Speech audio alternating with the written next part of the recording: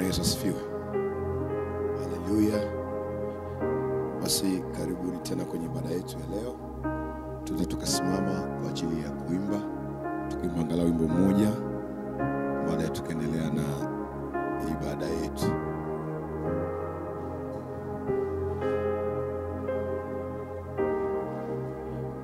Nataka nimjue Yesu na nizidi kumfahamu, nijue pendo lake na wokovu wake kamili, zaidi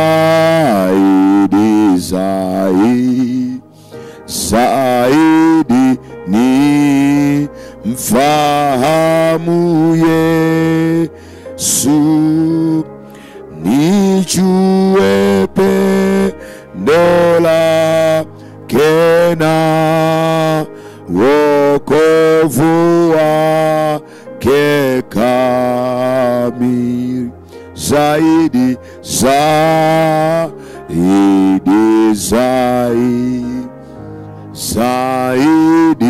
ni mfahamu Yesu, nijue pendo lake na wokovu wake kamili. Baba yetu na Mungu wetu, mfalme wa uzima, Mungu mwenyezi, katika jina la Yesu, tukufu na heshima na nguvu na adhama na uweza na mamlaka ni vya kwako mfalme. Asante kwa ajili ya siku hii tena ambayo Mungu umetubarikia. Asante kwa ajili ya jioni hii ya baraka ambayo Mungu umetupa watoto wako. Umetukuza tena Bwana kwa pendo lako. Ya kwa Mungu tukuabudu wewe mfalme wa amani katika roho na kweli. Tunanyenyekea chini ya mkono wako wa rehema, tukiomba toba na rehema Bwana kwa jinsi Mungu ya mkiti tumekwenda kinyume na mapenzi yako Bwana kwa njia mbalimbali, kwa mawazo na kwa maneno ya vinywa vyetu, na kwa kutokutimiza wajibu wetu vema mbele zako Bwana, tumesali kupotea na kuangamia kabisa. Tunaomba rehema, tunaomba toba, tunaomba huruma yako Bwana iwe pamoja nasi tena jioni hii, na ukubali kutudumia tena sawa sawa na uaminifu wako.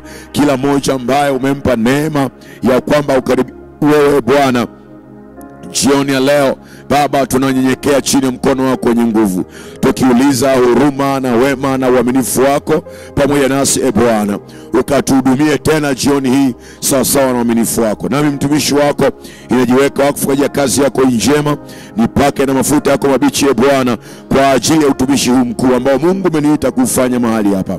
Neema yako Bwana na pendo lako Kristo Yesu viendelee kuonekana juu yangu na juu ya kanisa lako hili. Kila mmoja ambaye amesogea nyumbani mwako Bwana asiondoke kama alivyokuja. Zaidi yote Bwana akapokee sawa sawa na ile neema yako, katika jina la Yesu na katika damu ya mwana kondoo. Rehema zako na fadhili zako ziwe pamoja nasi Bwana. Naam, Kristo Yesu ukajifunue kwetu sawa sawa na uaminifu wako, na nguvu za Roho wako Mtakatifu zikatuhudumie tena sawa sawa na uaminifu wako. Sema nasi, sema na kanisa lako Mungu mtakatifu, katika jina la Yesu Kristo wa Nazareti hai, na kwa damu ya mwana kondoo, na watu wa Mungu tuseme amen. Ninaomba tukae kwenye uwepo wa Bwana. Haleluya. Shangilie Bwana Yesu kwa makofi. Haleluya.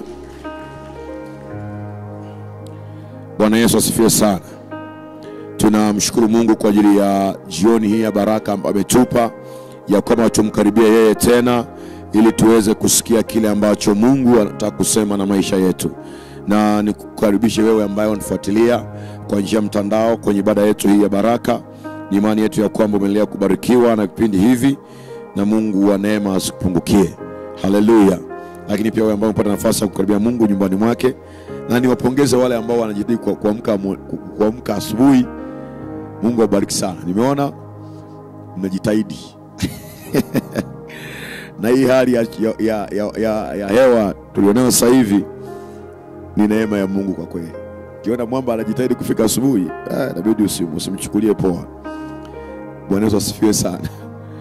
Hongera sana kwa ajili ya siku ya baraka. Ni imani yangu ya kwamba imekuwa ni siku ya baraka kwetu sote, Mungu ametuhudumia na ameendelea kututunza, na tena ametupa nafasi ya kusogea nyumbani mwake tuweze kumsikia yeye anayesema na sisi. Nilisema jana kwamba leo tutaanza kuombea mipango na malengo tulionao ya mwaka 2025.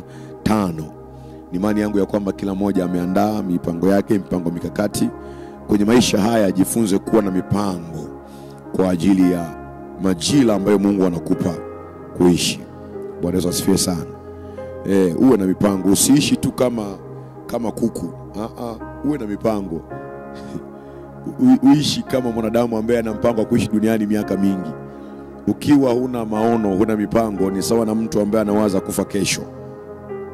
Sasa wewe sio mtu wa kufa kesho wala kesho kutwa. Bwana Yesu asifiwe sana. Kwa hiyo lazima uwe na mipango, lazima uwe na maono ya kwako ambayo umejiwekea kwamba kwa mwaka huu nataka kufanya 1, 2, 3, na unasogeza mbele za Mungu kwa maombi na kumwambia Mungu ashughulie kufanikisha kwenye hayo ambayo umeyapanga.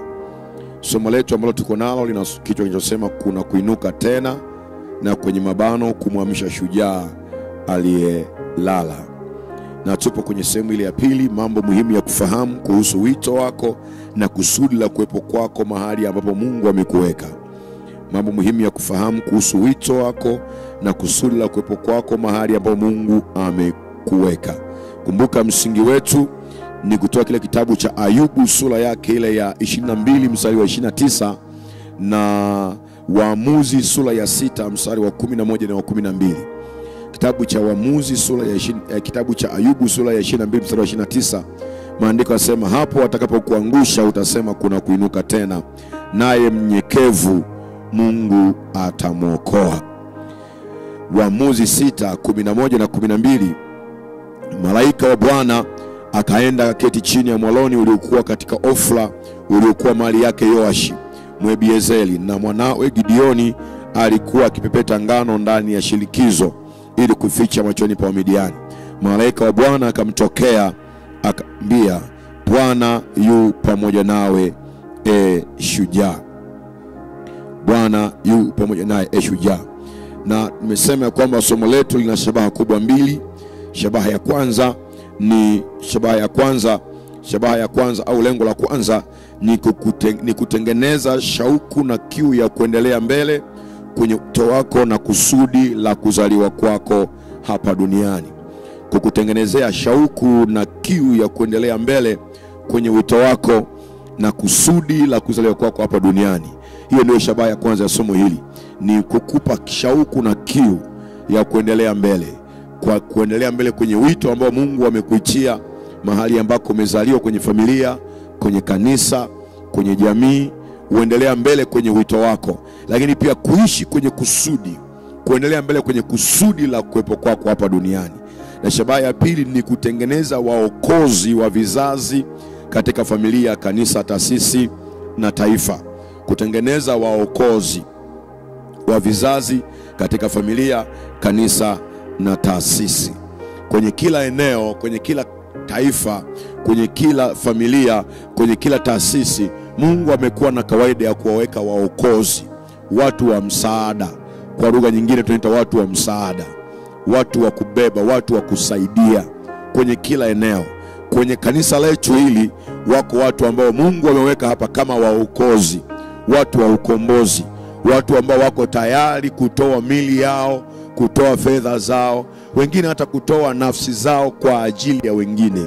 Mtu anakubali kulaumiwa, anakubali kupoteza heshima yake ili kwamba watu wengine waweze kukombolewa. Waokozi. Hasa somo hili Mungu anatengeneza waokozi hapa wa familia. Bwana Yesu asifiwe sana. Na mimi naamini ya kwamba mwokozi huyo utakuwa ni wewe kwa jina la Yesu. Mwokozi wa kanisa ni wewe. Mwokozi wa taasisi ni wewe. Sema ni mimi hapa katika jina la Yesu. Yes.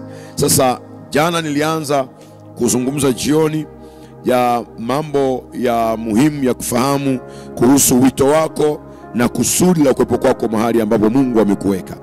Jambo la kwanza tukasema, Mungu anapokupa wito na kukuweka mahali fulani, lazima atakupa uwezo utakao utumia ili kufanikisha ule wito aliokuitia na kutimiza kusudi la kuwepo kwako hapo. Mungu anapokuita lazima atakupa uwezo utakao kusaidia. Mungu hawezi kukupa wito kwenye familia, kwenye taasisi, kwenye kanisa, na Mungu asikupe uwezo wa kusaidia kutimiza huo wito. Mungu haikuita kwenye wito, Mungu anakupa uwezo sawa sawa na wito wake. Na asubuhi nimefafanua kidogo kuhusu uwezo. Nikasema Mungu humpa mtu uwezo sawa sawa na wito aliomuitia kwenye eneo husika. Kama umeitwa kwenye familia, wewe kama mwokozi wa eneo la uchumi, uwe na uhakika Mungu atakuwezesha, atakupa uwezo wa kiuchumi ili uweze kutimiza huo wito wako sawa sawa. Kwa sababu hauwezi ukawa unawasaidia watu kiuchumi wakati hauna hela. Haiwezekani. Kwa Mungu atakuwezesha sawa sawa na wito aliofanyaje? Aliokuitia. Mungu atakupa uwezo sawa sawa na wito aliokuitia. Wewe kama ni mhubiri wa Injili, wewe kama ni muombezi, ni mtu wa kuombea wengine, basi uwe na uhakika ndani yako Mungu ataweka uwezo wa kuomba na kuwaombea wengine, ili wengine unapowaombea hao ambao Mungu amekutuma kuwakomboa, kuwaombea, waweze kupokea msaada wa Mungu kutoka kwako. Kwa Mungu humwekea mtu uwezo sawa sawa na aina ya wito ambao Mungu amemuitia hapo. Bwana Yesu asifiwe sana. Mungu haikuita eneo anakupa wito, anakupa na uwezo ndani yake. Kadhalika kwenye kusudi, kila aliyezaliwa aliwekewa uwezo sawa sawa na kusudi au mission ambayo alitumwa kuja kuifanya hapa duniani. Ile Injili ya Luka sura ya 9 mstari wa kwanza na ule wa pili unaandika tu kama kuandika, ile akawaita tena shala na akawapa uwezo kisha akawatuma. Hakuwatuma kabla hajawapa uwezo. Injili ya Luka sura ya 9 mstari wa kwanza na wa pili. Yesu aliwaita akawatuma, kabla hajawatuma akawapa uwezo. Mstari wa kwanza anasema akawaita wale tena shala akawapa uwezo na mamlaka juu ya pepo wote na kuponya maradhi. Akawatuma wautangaze ufalme wa Mungu na kupoza magonjwa. Akawapa uwezo kisha akawatuma. Mungu hawezi kukutuma kabla hajakupa uwezo. Bwana Yesu asifiwe sana. Kwa ni ajabu sana ukimkuta mtu ametumwa sehemu na Mungu, alafu anafika asema sina uwezo kufanya hiki. Wewe ukutumwa na Mungu. Kama Mungu amekutuma, hapo kuweza. Ndio maana Mungu alibishana sana kina Musa, akabishana sana na Yeremia, kwa sababu Mungu alijua, aliwaumba na uwezo uko ndani yao. Alishawapa uwezo. Wakati Musa sema mimi siwezi, akasema hapana, wewe utakuwa na ndio utakayesema. Na Yeremia alivyosema Bwana mimi siwezi, mtazamini, akamwambia hapana, kabla hujaumba katika tumbo nalikujua, na kabla utoka nilikutakasa. Nimekuweka sasa ili kubomoa, kung'oa, kuharibu na kuvunja, ili kujenga, kupanda. Haleluya. Kwa nini? Nilikujua, kwa maana yake niliweka uwezo ndani yako. Usiseme ya kuwa mimi ni mdogo. Hapana, yeye alikuumba, anajua, na ndani yako aliweka uwezo. Ninaona mtu mmoja hapa ambaye Mungu ameweka uwezo ndani yake. Na mimi nakuombea kwa jina la Yesu, kwenye wito wako uende ukasimame na ukafanikiwa katika jina la Yesu. Kwa Mungu akikuita kwenye familia kwa habari ya uchumi, atakuwezesha kwenye uchumi. Akikuita kwa habari ya kushauri, atakupa hekima, atakupa maarifa, atakupa utulivu. Akikuita kwa ajili ya kuzaa mataifa, ataweka uwezo wa kuzaa ndani yako. Bwana Yesu asifiwe. Ataweka uwezo wa kuzaa ndani yako. Kwa sababu anajua kupitia tumbo lako kuna watumishi watazaliwa. Pengine wewe humtumikii Mungu kwa viwango vile, lakini kupitia tumbo lako utamzaa yule atakayewachunga mataifa. Haleluya. Kwa Mungu ataweka uwezo wa kuzaa watoto ndani ya tumbo lako bila hata mkunga, unazaa watoto. Shangaa huyu mwamba vipi? Mungu ameweka uwezo kwa sababu ya kile ambacho anakijua. Hao ndio kina mama yake na Musa sasa. Wakina mama wasiojulikana hata majina yao, lakini anazaa bila mzalisha. Anazaa na lea polini miezi 3. Anazaa mwenyewe, anajisongea ugali mwenyewe, anajisongea uji, anajitengeneza uji mwenyewe, anajikanda mwenyewe, anakata kitovu mwenyewe, anafunga kitovu yeye mwenyewe. Hivyo amewekewa uwezo ili kuzaa mtu ili kuzaa waokozi. Sasa kila Mungu akuita kwenye wito fulani, anakupa uwezo. Na kila mtu ana uwezo sawa aliopewa na Mungu sawa sawa na wito wake. Ndio maana usije ukatamani uwezo wa mwingine, kwa sababu uwezo wa kwangu mimi unaendana na wito wangu. Uwezo wako uliopewa na Mungu wewe unaendana na wito wako. Bwana Yesu asifiwe. Tuendelee mbele. Hii narudia mambo ya jana hapa. Sasa sikilia, jambo la tatu ambalo tunatazama leo, nikasema wito unaweza kuzuiliwa. Wito unaweza kuzuiliwa. Mtu anaweza akaitwa na Mungu kwenye wito fulani, lakini akazuiliwa kufanya huo wito. Na ni kwa namna gani wito wa mtu unaweza kuzuiliwa? Andika tu hii pointi nzuri kabisa, sababu hapa tumeanzia asubuhi, nataka tuendelee mbele kidogo hapa. Ni kwamba wito unaweza kuzuiliwa kwa kuzuia au kuharibiwa kwa uwezo uliopewa. Wito wa mtu unaweza kuzuiliwa kwa kuzuiliwa au kuharibiwa kwa uwezo aliopewa. Sababu ukiitwa kama mwokozi kwenye familia, Mungu anakupa uwezo wa uokozi. Ili uweze kufanya ajenda ya uokozi, lazima ule uwezo wa uokozi uliopewa ndani yako uweze kufanya kazi. Ule uwezo uliopewa ukiharibiwa, ule uwezo uliopewa ndani yako ukiharibiwa au ukizuiliwa kufanya kazi, umezuiliwa kwenda, hutafanya chochote. Yesu akawaita wale mitume, akawapa uwezo wa kuponya maradhi, na akawapa uwezo kwa ajili ya kuhubiri Injili. Ule uwezo uliokuwa uko ndani yao ndio ulifanya sasa wafanye kile ambacho Yesu amewatuma. Kwa ule uwezo ndani yao ungeharibiwa na ulevi, hao watu walikuwa waendi popote, wasingeweza kuhubiri tena. Na subiri nikupe mfano wa nani? Wa Samsoni. Samsoni wakati mama yake hajapata hata mimba, malaika anamtokea anamwambia kwamba wewe ni tasa, huzai, lakini utachukua mimba na utazaa mtoto wa kiume, na huyu mtoto atakuwa hivi na hivi na hivi. Kwa nini? Anamwambia huyu ndiye atakayeanza kuwaokoa Waisraeli na mkono wa Filisti. Kwa manake Samsoni anazaliwa akiwa mwokozi wa kuwaokoa Waisraeli na mkono wa nani? Wa Filisti. Na Mungu anamwambia masharti yule mama ya kwamba hakikisha haunywi kileo, usinywe mvinyo, kwa sababu ya kile ulichokibeba. Na subiri nimezungumza kidogo hapa kwamba hauruhusiwi tu kula kila kitu, utegemeana na nini ambacho umekibeba. Kama unajua kuna kitu cha thamani umekibeba, kuna vitu upaswa kula, kuna vitu upaswa kufanya. Si kwa sababu kifanya tu ni dhambi, hapana. Kuna vingine sio dhambi, lakini vitaasili kile ambacho Mungu ameweka ndani yako. Kama umembeba Samsoni, mwokozi wa mataifa, Mungu anamwambia usinywe mvinyo. Usinywe mvinyo. Bwana Yesu asifiwe. Usile hiki, kwa sababu ulicho nacho hakitakiwi kuchafuliwa na vitu najisi ndani ya tumbo lako. Kwa kuna mambo mengine unaweza kuwa hatuyafanyi, sio kwamba hatuwezi. Na kuna watu wengine wanaweza kuwa wanaongea maneno, una kinywa cha kuwajibu, na unaenda kuwajibu mpaka ukajisikia vibaya, lakini unaamua kunyamaza ili usimharibu yule aliyeko ndani yako uliyembeba. Huwezi kujibu kila maswali. Kuna maneno mengine watu watakuwa wanakusemea, unayasikia, sema hao nikiwajibu nitaingiza kingine kibaya ndani yangu, acha ninyamaze. Kwa nini? Najua nimebeba nani? Samsoni huku ndani. Bwana Yesu asifiwe. Lakini anamwambia hivi, huyu Samsoni atakapozaliwa, hakikisha wembe haupiti kichwani pake. Na Samsoni anazaliwa hivyo, anakuwa hivyo. Na unaona kuanzia sura ya 14 Samsoni anaanza kuifanya kazi ya kuwanyanyasa Wafilisti, anawapiga kweli kweli.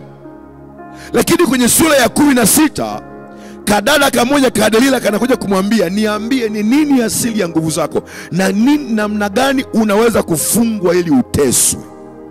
Huyu ni mwokozi sasa, ili abadilishiwe matumizi, badala ya kuwa mwokozi ateswe.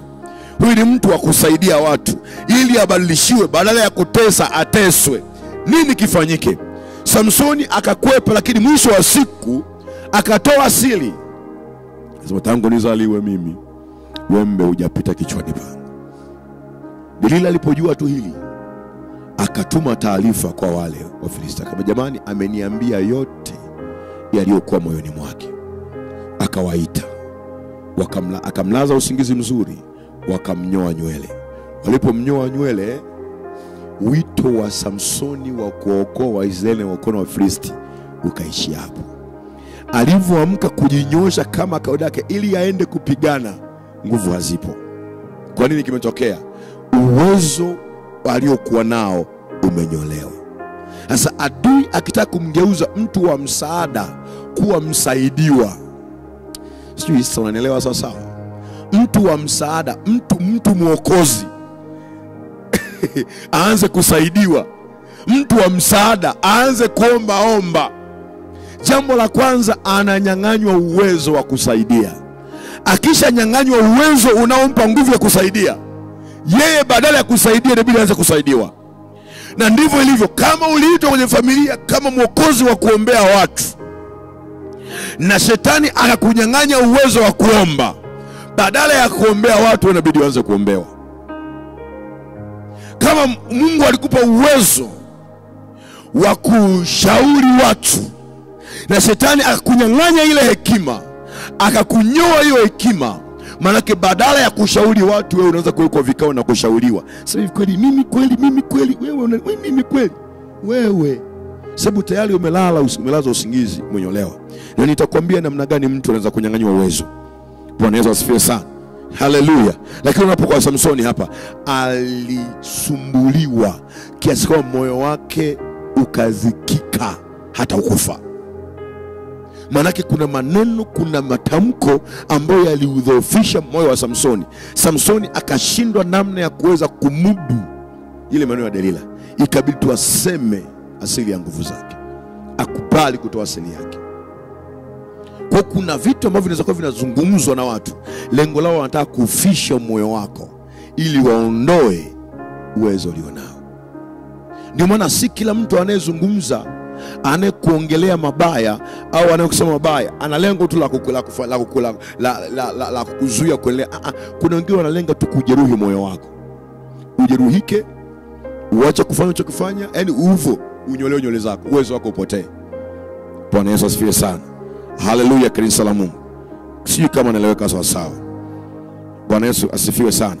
Sasa nataka niendelee mbele kidogo hapa kutazama jambo la pili, namna ambavyo uwezo au wito unaweza kuzuiliwa. Namna kwanza ni wito unaweza kuzuiliwa kwa kuzuia au kuharibiwa kwa uwezo ambao mtu amefanyaje, amepewa. Uwezo kinyolewa, hii nguvu yako ikiondolewa, huwezi kwenda kwenye wito tena. Kwa kama ulikuwa ni mtu wa msaada, unaweza kusaidiwa. Hivyo hata kwenye biashara. Kuna wasaidizi wengi sana hapa kwenye familia ambao Mungu aliwainua kwenye familia zenu kwa sababu ya kusaidia tu lango la uchumi. Na subiri kwa mfano yule dada ambaye nilikutana naye, ambaye alikuwa amesemeshwa na Mungu na ameweka patao na Mungu ya kwamba yeye atamtumikia Mungu kujenga makanisa. Shetani alichokifanya akaenda akapiga kwenye uchumi. Anapiga kwenye uchumi. Unaweza kushangaa hivi, kwa nini uchumi wangu umeharibika? Tena kuna wengine unaharibika pale akitoa sadaka. Yani kama kaombea shetani karibu nyumbani kwangu. Yani hali inakuwa mbaya kuliko ile ya kwanza. Ni changamoto kubwa sana hii. Na mimi nashangaa miungu huwa inapenda yenyewe kupokea sadaka, lakini huwa haipendi Mungu apokee sadaka. Ikishaona mlango wako wa kufanikiwa upo kwenye sadaka, vita yako haiwezi kuwa kwa watu, vita yako itakuwa kwenye sadaka. Kama mlango wako wa baraka upo kwenye utumishi, vita yako itakuwa kwenye utumishi. Kuna watu watakuvunja moyo usimtumikie Mungu. Anaweza kuinuka mke wako au mume wako, yani akawa ndio kama ndugu yake na shetani. Yani ukianza kuomba anakufyonza. Ukianza kuomba sasa usipige kelele. Ukisema nenda kwenye maombi anasema mmechachanganyikiwa. Si huyu. Yani kwa namna yote tu mpaka uvunjike moyo uache ili wakunyoe waanze kutumikishwa. Na bahati mbaya wengine ni wale ambao wanabidi waombe ndio wanaokuvunja moyo. Mimi ninakuombea kwa jina la Yesu, Mungu akutetee na kusimamia katika jina la Yesu. Hata wakuvunja moyo, usivunjike moyo kwa damu ya Yesu. Sema amen. Sema amen. Haleluya. Bwana Yesu asifiwe sana. Okay, sasa nataka tuendelee na jambo la pili, namna ambavyo wito wa mtu unaweza kuzuiliwa. Na huyu shujaa akashindwa kuendelea mbele.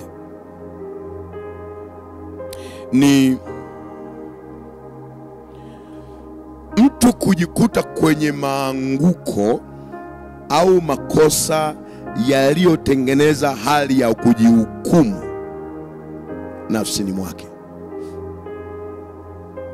Kujikuta kwenye makosa yanayotengeneza hali ya kujihukumu nafsini mwake.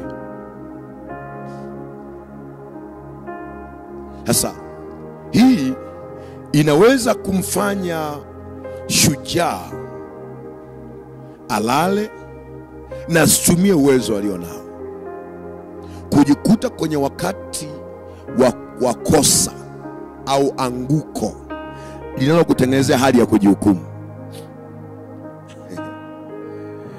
Kujikuta kwenye kosa, ngoja nisome vizuri uandike vizuri. Nasema maanguko au makosa yaliyotengeneza hali ya kujihukumu nafsini mwake. Sasa nisikie vizuri. Kama kuna kitu ni hatari duniani, mwana wa Mungu, ni wewe kwanza kujihukumu. Ndio vizuri. Yaani sio shida watu wakikuhukumu. Hukumu za watu wengine zinaweza zisiwe na madhara makubwa iwapo wewe mwenyewe hautakuwa umejihukumu. Watu wengine wanaweza kuita wewe ni mwizi, lakini kama wewe unajua kabisa hujaiba, hauna hukumu ndani yako. Watu wanaweza kuita wewe ni mbakaji. Mfano kama Yusufu, mke wa Potifa amemwita amenibaka, amesema amenibaka huyu. Potifa anakuja anasema umebaka mke wangu. Yusufu anapelekwa gerezani, kesi ambayo imeleta gerezani. Wafungwa wenzake wanamuhoji, wanajua kabisa huyu dogo amefungwa gerezani kwa kosa la ubakaji, lakini ni watu ndio wanamhukumu. Lakini yeye mwenyewe sio shida watu kukuhukumu, shida wewe unajihukumu nje. Bwana Yesu asifiwe sana. Unaelewa vizuri mtumishi wa Mungu? Wewe unajihukumu vipi? Wewe huko ndani. Na mimi nikwambie, makosa kwenye maisha yanaweza katokea. Unaweza ukaanguka kwenye dhambi. Unaweza ukakosea. Changamoto sio kukosea, ni hali gani inabaki ndani yako baada hilo kosa kwa limetokea.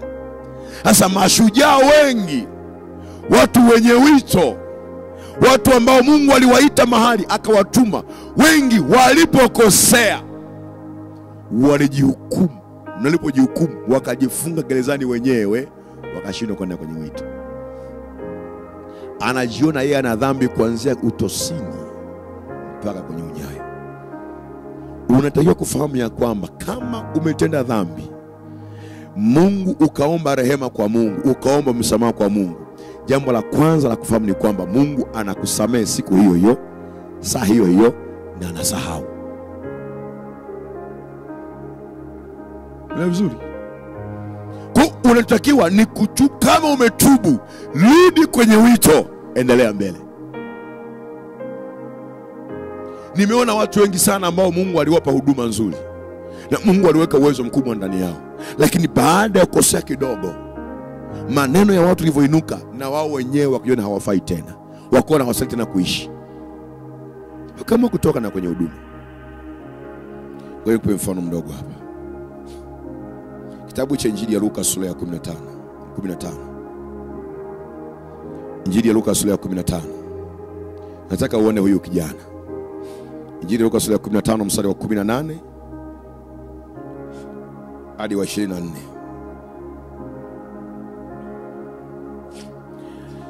Maandiko yanasema hivi: nitaondoka, nitakwenda kwa baba yangu na kumwambia, Baba, nimekosa juu ya mbingu na mbele yako.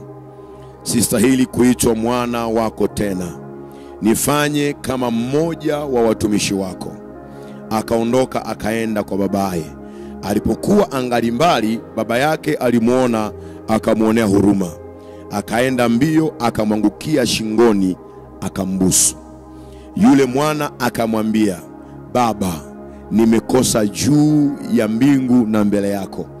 sistahili kuitwa mwana wako tena. Lakini baba aliwaambia watumwa wake, lileteni upesi vazi lililo bora, mkamvike, mtieni na pete kidoleni na viatu miguuni. Mleteni ndama yule aliyenona, mkamchinje, nasi tule na kufurahi, kwa kuwa huyu mwanangu alikuwa amekufa naye amefufuka, alikuwa amepotea naye ameonekana. Wakaanza kushangilia. Sio kama kuna kitu umekisoma kwenye somo hili kama ambacho mimi nimekiona kwenye somo hili. Huyu kijana alienda akaomba sehemu ya urithi inayomwangukia kwa baba yake. Ni haki yake, ilikuwa ni haki yake, si ndio? Baba yake akampa. Alipopewa, kijana akaenda akatumia mali aliyopewa na baba yake kwa anasa na uasherati. Ile mali ikaisha, fedha ikaisha. Mali ilipokwisha, akaenda akajishikamanisha kwa mkulima aliyekuwa anafanya biashara kufuga nguruwe, akaanza kula pamoja na nguruwe jalalani. Maandiko yanasema siku moja akazingatia moyoni mwake, akainamia goti akasema hivi, watumishi wangapi wa baba yangu wanakula na kusaza? Akasema nitakwenda kwa baba yangu. Kama watumishi wanakula na kusaza, nitakwenda kwa baba yangu. Alipokuwa anakuja njiani,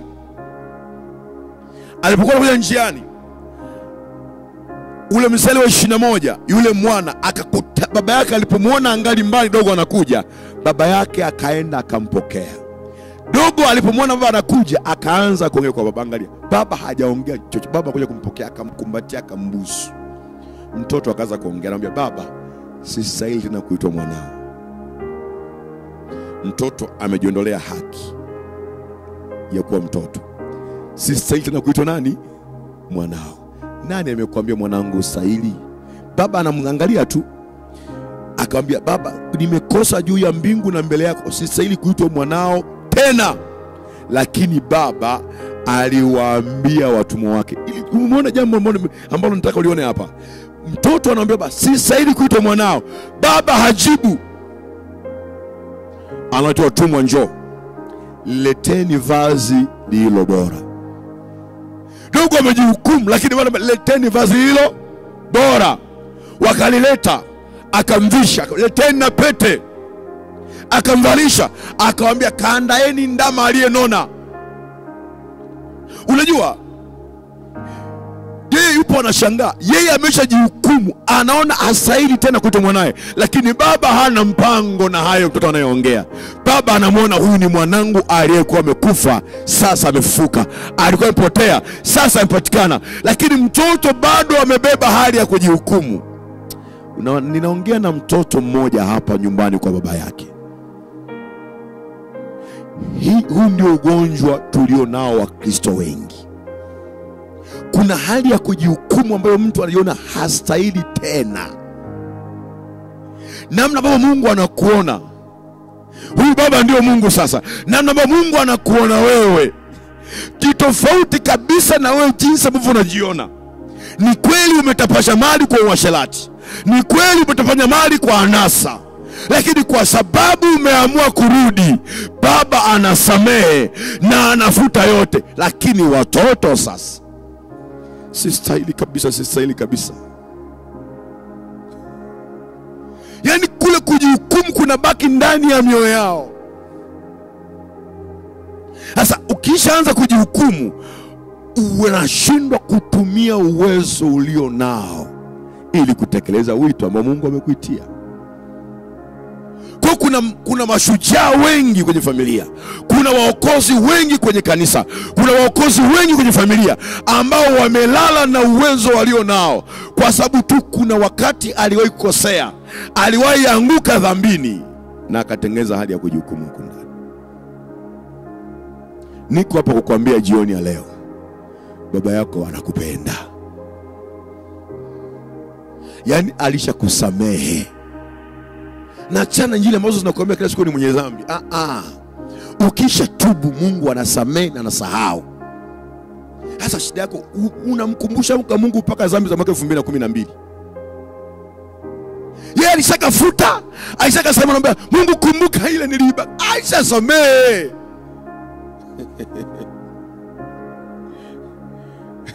Bwana Yesu asifiwe. Umejiwekea kundani, umeshaogopa, unaogopa hata kuhubiri. Tukupanga hapa Morning Glory unakimbia. Tukwambia ufundisha kwa jumuiya unaona wewe ni mwenye dhambi kuliko wote duniani. Wewe usikie nikwambie. Mungu ashakusamehe. Endelea mbele kwenye wito wako. Haleluya. Hayo makumbukumbu yaliyoko ndani ya moyo wako, shetani anakukumbusha madhambi. Anakukumbusha, anajua kama Mungu ameshakusamehe. Shetani anajua hilo. Anakukumbusha ili kukuvunja moyo. Usiendelee mbele. Akikumbusha dhambi zako, mkumbushe kazi ya Yesu pale msalabani. Mwambie Yesu alisema msalabani pale imekwisha. Alimaliza yote. Haleluya. Bwana Yesu asifiwe sana. Okay, ngoja niongee maanguko kama mawili matatu ambayo yanaongoza kuwafanya mashujaa wakashindwa, wakatengeneza hali ya kujihukumu. Anguko la kwanza ni anguko linalotokana na dhambi ulizozifanya kabla ya wokovu na baada ya wokovu. Maanguko au maanguko yanayoongoza, tazungumza machache tu, yanayoongoza kutengeneza hali ya kujihukumu nafsini mwa watu. Ni maanguko yaliyotokana na dhambi zilizofanyika kabla ya wokovu na baada ya wokovu. Yani mtu anaanza kujiangalia, ukiuta mtumishi wa Mungu Bwana asifiwe, anaanza kukumbuka machimbo yangu yale. Anaanza kukumbuka mimi kweli ninaweza nikawa mimi kabisa, na maovu yangu yale, na upuzi wangu ule, na ushirikina wangu wote ule. Hamna. Acha kinaweza kiwa endelee kuhubiri. Mimi sasa hili kabisa. Ulikuwa hujaokoka. Unaweza kukumbuka hayo. Unajua hata mimi mwenyewe nilipata shida kidogo wakati naanza huduma ilipata shida. Kwa sababu kuna watu hawakuelewa unajua. Lakini mimi nikwambie sio shida watu kutokuelewa. Shida ni wewe usipojielewa. Kuna watu wameumbwa kutokuelewa, usubiri wa kuelewa, watakuelewa mbele ya safari. Wewe chanja mbuga na nikwambie Mungu hata kunyima wawili watatu wa kutia moyo. Kwa sababu hakuna mtu aliyezaliwa aliyetoka mbinguni akae duniani akaifanya kazi kwa utakatifu, ni Yesu peke yake. Lakini wengine wote tumetenda dhambi na kupungukiwa na utukufu wa Mungu. Wote. Kabisa. Shida watu wanaona zile dhambi kubwa kubwa, lakini ziko ndogo ndogo nyingi sana tumefanya. Wengi mno. Sasa na Mungu ana tabia ya kumtoga mtu huko kusikoeleweka ili kumtengenezea ushuhuda. Isikuvunje moyo hayo.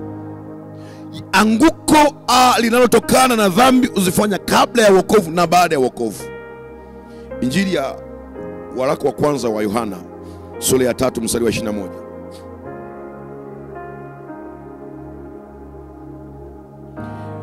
Waraka wa kwanza wa Yohana sura ya 3. Waraka wa kwanza wa Yohana sura ya 3 mstari wa 21. Angalia mstari wa ajabu sana huu. Sijui kama ulikuwa kusoma. Waraka wa kwanza wa Yohana sura ya 3 mstari wa 21. Anasema hivi, wapenzi, mioyo yetu isipotuhukumu tuna ujasiri kwa Mungu. Yaani mioyo yetu isipotufanyaje? Tuna ujasiri kwa Mungu. Ikituhukumu, mioyo yetu isipotuhukumu tuna ujasiri kwa Mungu. Changamoto inakuja wapi? Wewe mwenyewe ndio wa kwanza kujihukumu. Hata ukianza kuomba unapoteza ujasiri wa kuita damu ya Yesu kabisa. Yaani kulia pepo, toka kwa jina la Yesu. Sema nikienda kulikemea litanikumbusha makolokocho yangu ya juzi. Kama umetubu Mungu ashasamehe, kemea kwa jina la Yesu. Na watu wengi wamepoteza ujasiri kwa sababu wao mioyo yao imewahukumu wao wenyewe. Sasa nikwambie kitu, mtu wa Mungu, kama kuna kitu tunatakiwa kuacha, acha kujihukumu. Acha kujihukumu, acha wengine wakuhukumu. Na linanipa nguvu sana hili. Sijali watu wanasema nini juu yangu, lakini ninajali ndani ya nafsi yangu, dhamira yangu inanishuhudia nini. Mama, hii dunia watu hawawezi kukuelewa. Kuna watu hata uongee namna gani hawawezi kukuelewa. Kuna watu hata uwafanyie wema gani hawawezi kukuona wewe ni mwema. Watakusema tu, watakuzushia tu, watakuchafua tu. Jambo la muhimu sana, zingatia dhamira yako ikoje ndani. Nafsi yako, moyoni mwako usipojihukumu, una ujasiri kwa Mungu. Kimewanyima watu ujasiri hata wa kuomba kwa sababu ya kujihukumu huku ndani. Mioyo yao inajihukumu, inakuhukumu. Na ndio maana kama unasikia bado unahukumu ndani, basi rudi kwenye toba. Ikusaidie usikie amani ndani ya moyo wako. Nenda na kwa ujasiri. Lakini kama unajihukumu kwa Mungu ashakusamehe na Mungu unajaribia, unapoteza uwezo, unapoteza mamlaka ya kwenda mbele za Mungu na kuomba na kuamuru nguvu za giza kuondoka kwenye maeneo yako. Bwana Yesu asifiwe sana. Haleluya. Tena hili linahusu sana watu wa huduma za kiroho, maombi na vitu. Yaani hasa kwenye huduma hizi. Haya mambo watu nafsi zao zimejihukumu, wamejihukumu huku ndani, wameshindwa kwenda kwenye utumishi, wameshindwa kwenda kwenye kwa sababu ya kujihukumu huku ndani. Unakaa watu wanaokuongea na wewe unayabeba hivyo hivyo. Hapana. Usifanane na maneno ya watu wanaokutamkia. Usifanane na lawama ambazo watu wanakulaumu kwazo. Usije ukasema kwa sababu amenisema hivi mimi nimekuwa hivi. Hapana. Bwana Yesu asifiwe sana. Ninakuombea kwa jina la Yesu, Mungu akusaidie uweze kuendelea mbele. Jambo la pili, anguko linalotokana na ubaya au ajali iliyokupata wakati unajaribu kutumia uwezo wako. Hii ni mbaya sana. Anguko linalotokana na ubaya au ajali iliyokupata wakati unajaribu kutumia uwezo ulionao. Unajua kabisa nimepewa uwezo wa kuhubiri. Alafu unapoenda kujaribu kuhubiri unakataliwa, wanakuzomea au unakosea. Unajua kuna kuchemka. Sasa ukikosea ndio siku ya kwanza afu tukupange tena. Niache. Mungu amekupa uwezo wa biashara. Nirudie tena Anguko linalotokana na ubaya au ajali iliyokupata wakati unajaribu kutumia uwezo ulionao.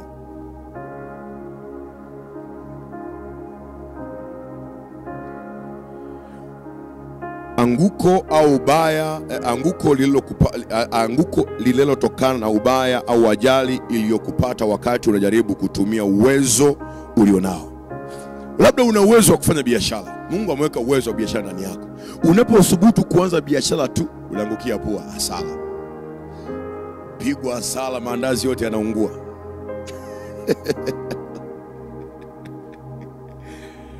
Sasa nataka nianze unapika mikate inatoka kama ugali. Unasema umeanza nataka nianze kufuga kuku. Unanunua choki form unatoa tukuku wako, unasema tote inakuja yale mafua yale. Yanaswaga tote. Sema ufugaji hapana tena. Anguko, umeanza kutumia uwezo ulionao na imetokea changamoto mwanzoni. Watu wengi wamevunjika moyo hapa. Acha nikwambie. Hata mbuyu ulianza kama mchicha. Bila kuchafuka uweze kujifunza. Yaani kawaida. Na ndicho ambacho huwa kinatokea kwa watoto. Anapoanza kutembea, mieleka huwa inamuhusu. Lakini wewe mama unafanya, sio unampiga makofi. Akianguka anambia tandi jo. Ameanguka, ameumia makalio eti. Lakini unamwambia inuka tena. Sasa likiwa livivu liyoga, alitembei.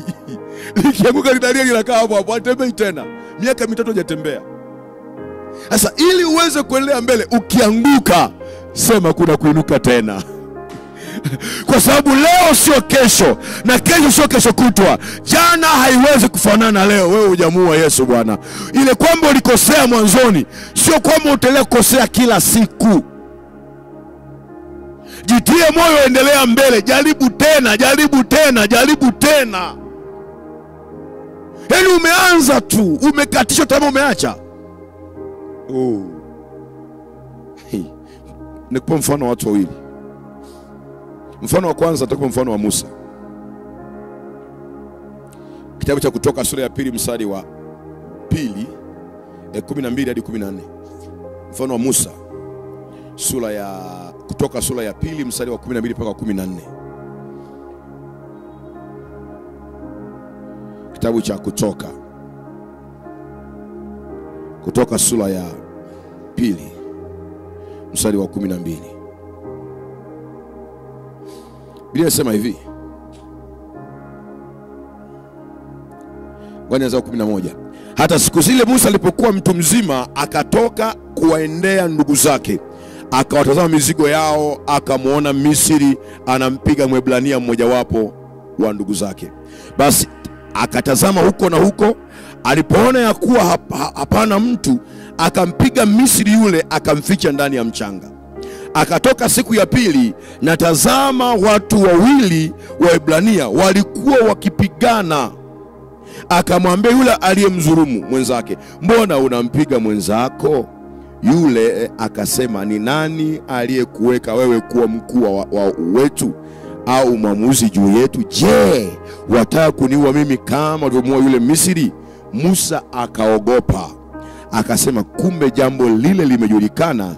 Basi Farao alipopata habari, akataka kumuua Musa, lakini Musa akakimbia mbele ya Farao, akakaa katika nchi ya Midiani, akaketi karibu na kisima.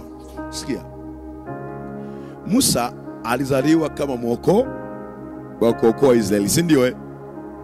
Wa kusaidia kuwatoa Israeli utumwani. Angalia, siku ya kwanza amefikisha umri miaka 40 alipokuwa mtu mzima. Kwa Biblia ni miaka 30 kwa Kiebrania.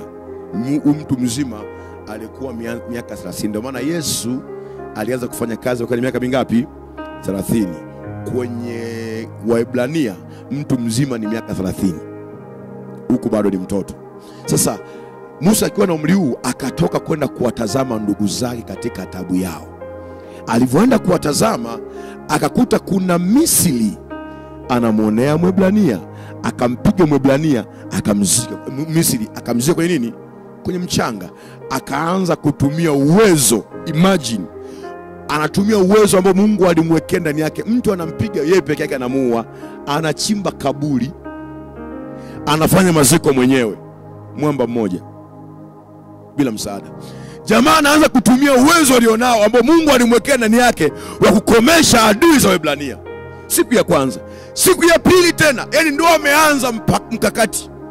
Huyu dogo amekulia kwa Farao, ameishi kama mtoto wa mfalme, hajui shida. Lakini unafika muda sasa Mungu anataka kuanza kutumia kile ambacho alikiweka ndani ya Musa. Musa anajisikia tu hataki kukaa ikulu. Japokuwa kuna magari ya farasi, kuna masoseji, kuna manini pale, mavitafuno ya kutosha, anajisikia tu aende kwa watumwa akae nao. Kwa nini? Ule wito unaanza kufurukuta. Ule muda umefika sasa. Unajua Mungu akiamua, akiwa kitu ndani yako, ukifika muda wa kutaka kitu hicho kitu, utakaa ofisini. Utakaa kwenye mikate, utakaa. Yani kama kuna Mungu aliweka huduma ndani yako, ikafika muda anataka aanze kuitumia, hata kama unapata faida vipi. Nilikuwa na chaga masofa pale, mteja ananidai amenisomea, na mpiga chenga na kuja kuomba, najificha huko na lala kule. Muda ulipofika, hakuna namna ambayo ulikuwa unaweza kujizuia kutumia kile ulicho nacho. Ndio kwa Musa. Sasa siku ya pili, ipo mwanzoni kabisa, inatokea janga. Yule ndugu yake Mwebrania mwenzake anasema maneno, anamwambia, unataka kuniua mimi kama ulivyomuua yule Misri. Na bahati mbaya hakuangalia anaongea wapi, anaongelea hadharani, na usalama wa taifa wapo. Wakachukua habari, kumbe yule mtu aliyepotea alipotezwa na wasiojulikana, kumbe ni Musa ndio asiyejulikana. Wakaenda kwa Farao wakamwambia, kumbe bwana aliyemuua yule Misri tukasema ni asiyejulikana, kumbe ni Musa. Musa akasema Farao akasema ni Musa huyu kweli bwana, Musa ni Mwebrania huyu. Nimeshajitambua. Unajua Musa alikuwa hawakuwahi kumwambia kwamba yeye ni Mwebrania mpaka anakuwa mtu mzima, lakini automatically ndani yake, na walikuwa na muandaa kuja kurithi nafasi ya Farao, sababu alionekana kama ni mtoto wa binti Farao, lakini hakuwa mtoto wa binti Farao. Misri yote walikuwa kwa Musa ni Misri.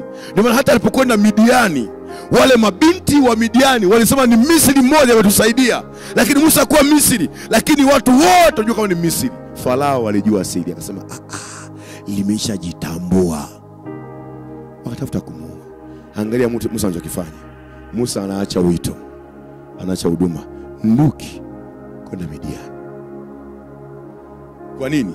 Amekutana na changamoto wakati anaanza kutumia uwezo alionao. Hasa wapo kina Musa wengi sana hapa wamekimbia wito kwa sababu walipoanza maneno yalifika kwa Farao.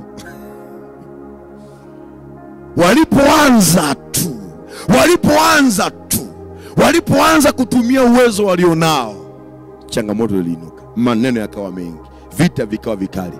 Nini? Wakachagua kukimbilia wapi? Midiani. Miaka 40 Musa yuko Midiani. Israeli walikuwa watoke Misri wakiwa wameishi miaka 400. Miaka 30 ya ofa inaongezeka. Ni kwa sababu Musa mwokozi alikimbia wito. Mwelewa mtumishi wa Mungu? Sababu Musa alikimbia nini? Wito. Alikimbia kwa nini? Alishindwa kutumia uwezo kutokana na changamoto aliyoipata mwanzoni. Mimi nakwambia kuna watu wangesha kuka kwenye familia yenu, kuna watu wangesha saidika kwako, lakini changamoto ni kwamba kuna wito uliukimbia mapema baada ya kutana na changamoto. Ulipoanza kutumia uwezo ukasema haya mimi siyawezi, acha bwana, wewe ruka. Kuna vitu vimekawia mpaka leo kwa sababu wewe tu ulikimbia ule wito. Ni maombi yangu kwa Bwana leo, yule Mungu aliyemfuata Musa Midiani akamrudisha Misri, huyo Mungu akufuate na wewe kwa jina la Yesu. Akufuate kwa jina la Yesu. Akufuate. Israeli wamekawia kwa sababu Musa amekimbia wito. Hebu nikuulize, bado unaombeaga familia yako kama zamani? Bado unaliombea kanisa kama zamani? Wale mlikuwa mnakujaga mnaomba madhabahuni huku, mnapata na maono, bado mnaombaga hivyo? Wale mlikuwa mnatuombea, mnatutaja na majina yetu, au mnafikiri Mungu ametuinua vya kutosha? Bado mnatuombeaga hivyo, au tuliwavunja moyo mkakimbia? Sasa mimi nataka nikupe assignment hii. Jifanyie tathmini. Nini kimetokea baada ya wewe kukimbia Misri kwenda Midian? Utagundua haya. Kuna baadhi ya mambo yako ambayo na wewe pia yamekwama kwa sababu ulikimbia wito wako.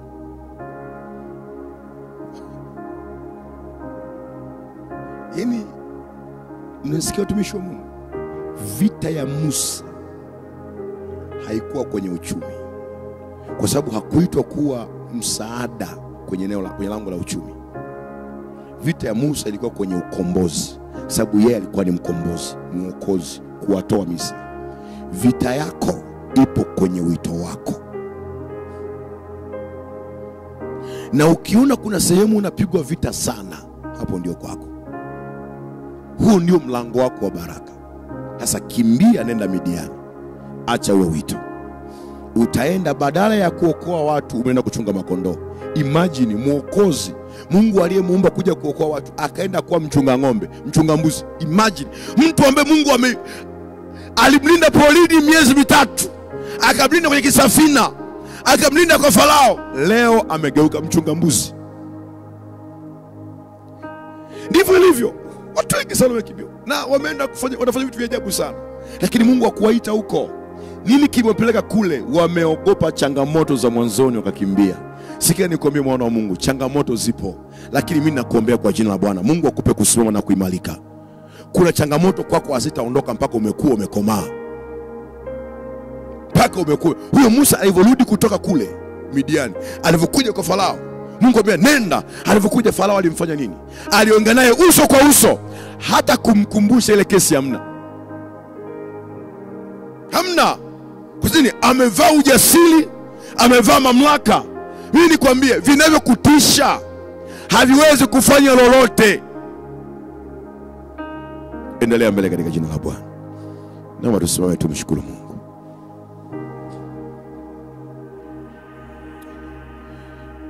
Kasutaya.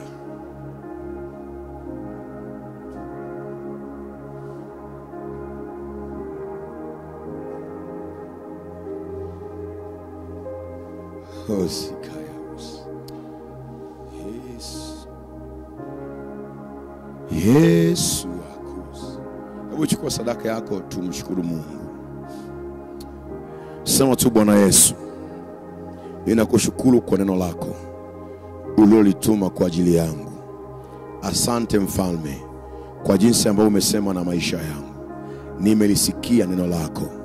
Nimesikia neno lako. Nimesikia ukinihudumia. Asante Bwana Yesu. Ninakuja kwako jioni hii. Ninaomba rehema zako.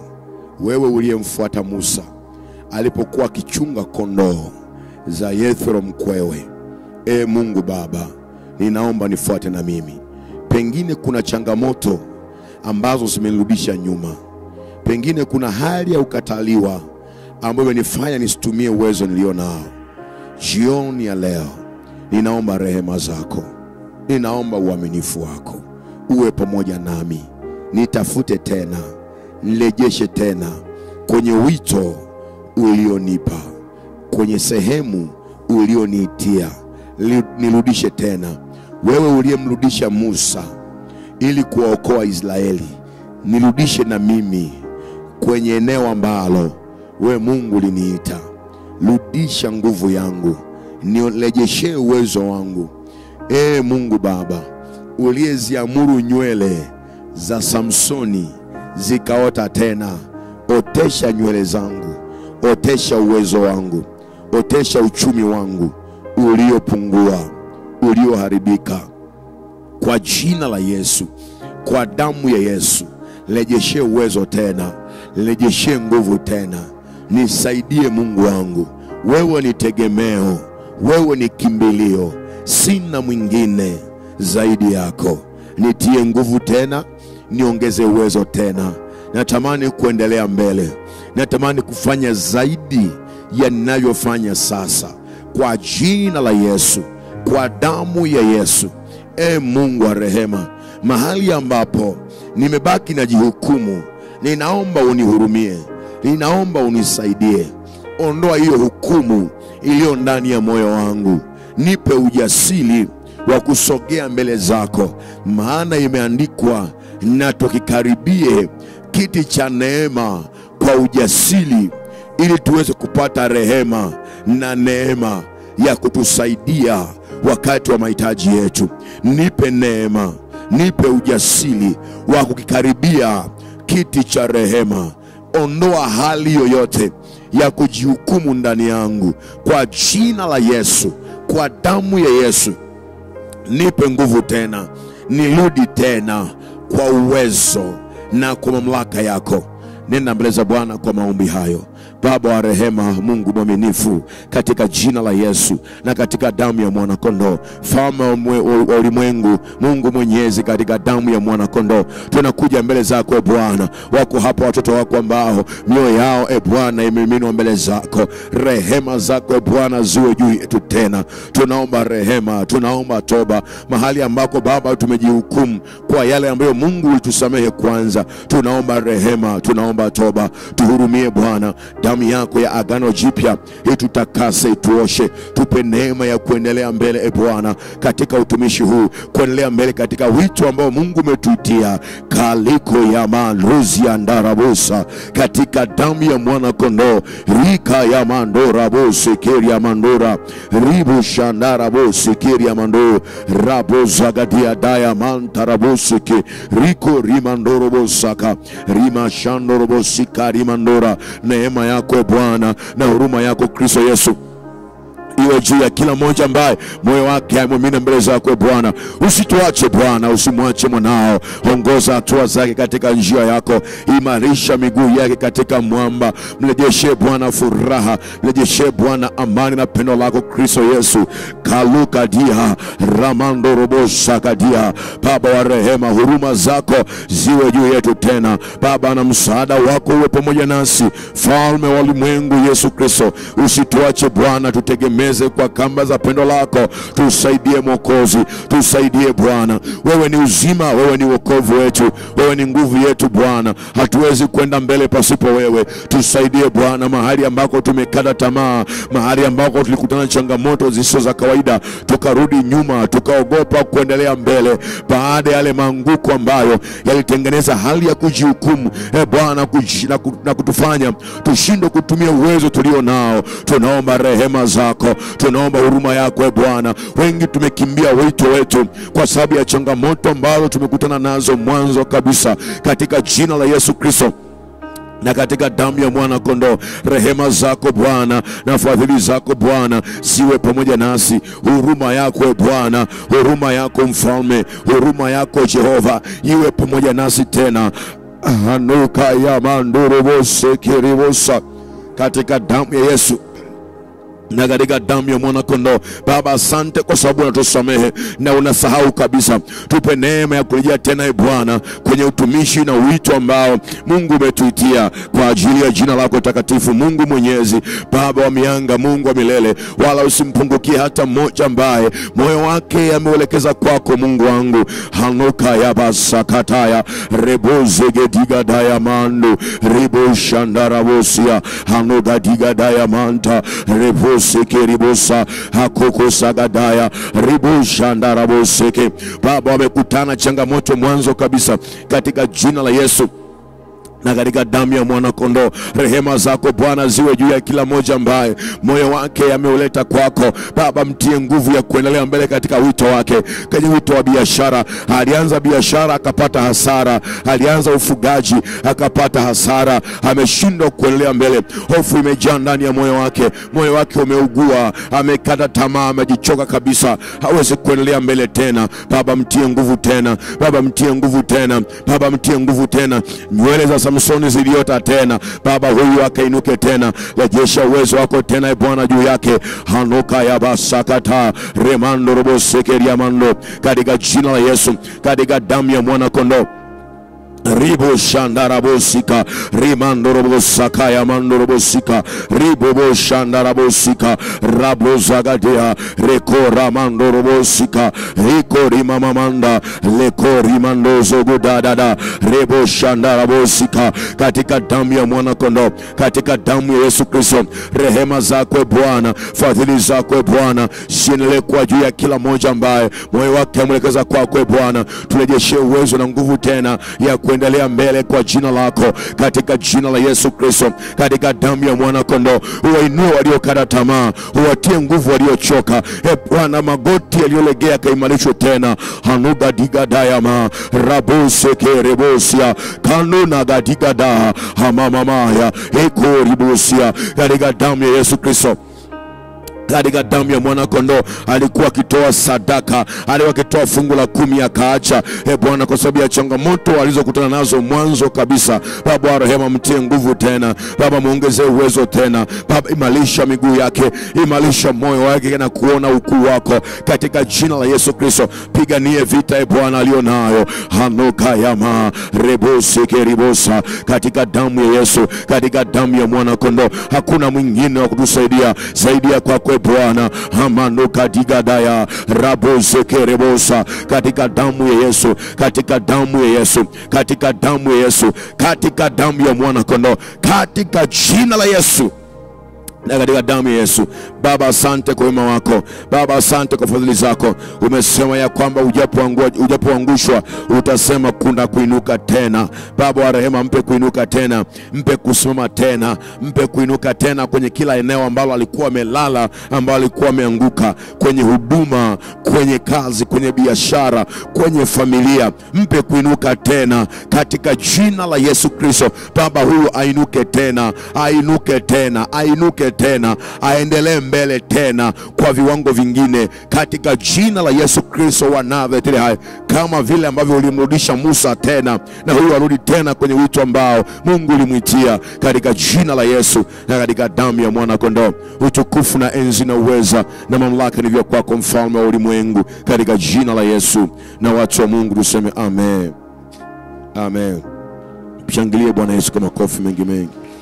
Haleluya. Haleluya. Basi mtumishi wa Mungu, ni wakati wa kumtolea Mungu sadaka. Andaa sadaka yako kwa ajili ya Bwana na tuombee sadaka.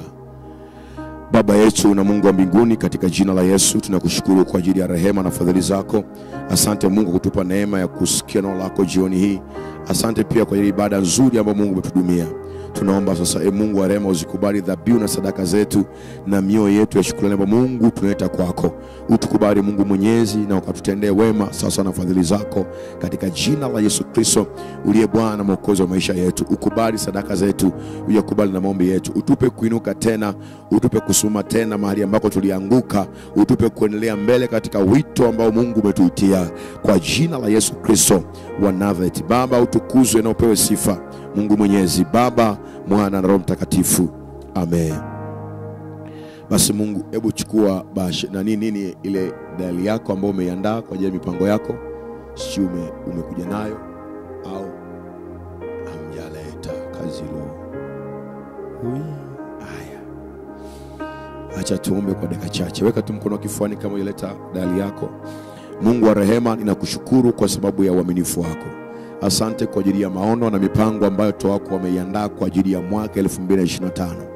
Neema yako Mungu na pendo lako Kristo Yesu ziwe pamoja nasi.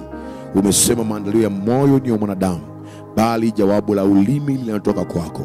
Mungu uchunguzaye haja ya moyo, Baba wa rehema, chunguza ndani ya mioyo yao na ukawape haja ya mioyo yao. Kila mmoja ambaye ameandaa, ninaombea njia za kufanikisha mipango na maono na malengo aliyojiwekea kwa mwaka ujao. Mungu wa rehema, uliyetembea nasi kwa mwaka 2024, tukuone zaidi kwa mwaka 2025, ukifanikisha njia zetu, ukifanikisha mipango tuliyojiwekea, mipango ya kanisa, mipango ya familia, mipango ya taasisi, mipango ya kwao. Mungu wa rehema, jina lako Mungu likatukuzwe. Mipango ya huduma, Mungu wa rehema, ukaifanikishe sawa sawa na neema yako, katika jina la Yesu Kristo. Wewe ndiye utakayetuongoza. Wanasema mimi ndimi nikufundishaye ili upate kuwa na faida, nikakuongoza katika njia utakayoiendea. Mungu katuongoze katika njia utakayoiendea. Wanaokwenda shuleni, watakwenda kwenye masomo, watakaohitaji kuinuliwa kifamilia, kiuchumi, kiroho, Mungu ongoza hatua zao katika njia yako. Imarisha miguu yao katika mwamba, ondoa miguu yao katika uterezi, katika jina la Yesu Kristo wa Nazareti aliye hai. Asiwepo hata mmoja atakayeanguka katika shimo na katika uharibifu wao wote, ili Kristo Yesu wewe utukuzwe sana. Jina lako Mungu wa Yakobo litukuzwe. Asante kwa sababu ya wema na fadhili zako ambazo Kristo Yesu zinaendelea kudhihirika kwetu sawa sawa na uaminifu wako. Kila mmoja ambaye amewachilia moyo wako kwako, ambapo wewe unajua kusoma yaliyoko ndani ya moyo wake, ukamtendee sawa sawa na ukarimu wako, kwa ajili ya jina lako Mungu Baba, Mwana na Roho Mtakatifu. Na watu wa Mungu tuseme amen. Basi Mungu wa rehema akubariki kuingia kwetu na kutoka kwetu, na tukaone mkono wa Mungu wa baraka usiku wa leo. Mungu atubariki sasa hata milele. Amen. Neema na upendo wa Mungu Baba na ushirika wa Roho Mtakatifu ukae na sote sasa na hata milele. Amen. Karibu tumtolee Mungu sadaka na tuenende kwa amani ya Kristo. Haleluya.